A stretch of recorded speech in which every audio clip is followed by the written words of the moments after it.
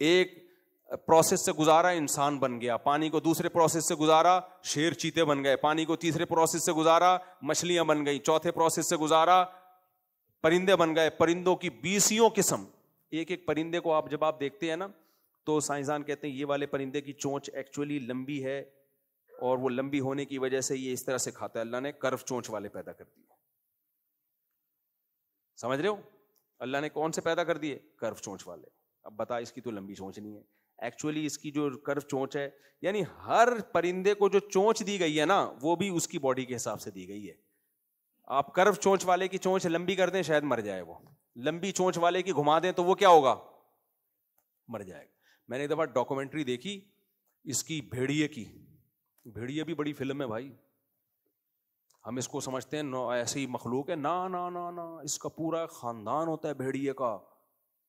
آپ اس پہ جو بی بی سی کی ڈاکومنٹریز دیکھا کریں, بی بی سی کی ڈاکومنٹریز بڑی خاندانی ہوتی ہیں, بہت محنت کر کے وہ ڈاکومنٹریز بناتے ہیں. یہ جو بھیڑیا ہے نا وولف, یہ ایک عجیب مخلوق ہے اللہ کی. کس طرح سے یہ پریوار بناتے ہیں, خاندان بناتے ہیں. آج گوروں کا خاندانی سسٹم تباہ ہو گیا, وہ ایوالو نہیں ہو رہے کیونکہ اللہ نے ان کو اپنے حال پہ چھوڑ دیا. تمہیں پیغمبر سمجھائیں گے, پیغمبروں کی تعلیمات پہ عمل نہیں کرو گے, تمہارا فیملی سسٹم تباہ. جانوروں کا تباہ نہیں ہوا, سمجھ میں آ رہی ہے بات؟ تو یہ کیا بات ہے کہ وہ خود بخود ہو گئے؟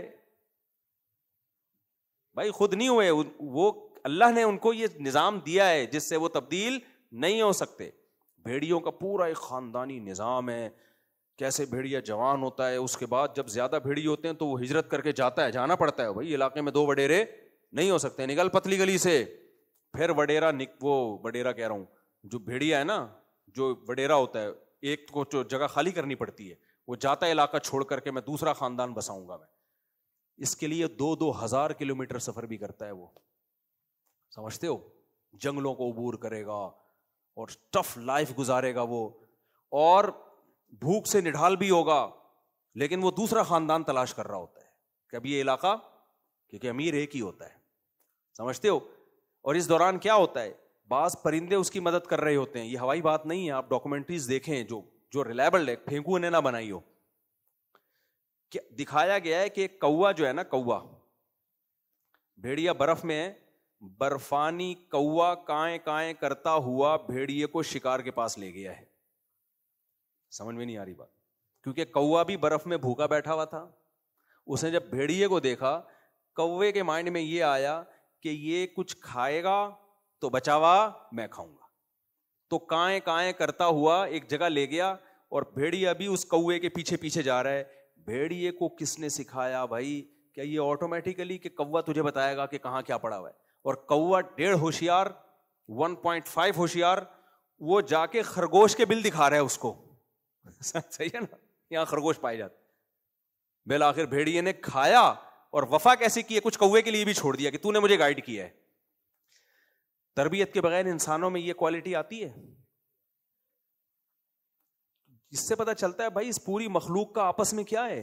یہ کائنات کا جو نظام ہے نا, یہ کوئی اکیلا نہیں سنبھال رہا. اللہ نے اس مخلوق کا آپس میں ایک ریلیشن رکھا ہے, سب مل جل کے اس زمین کو سنبھال رہے ہیں, سب مل جل کے اس زمین کو چلا رہے ہیں. یہ خود بخود ایسا ریلیشن ہو نہیں سکتا.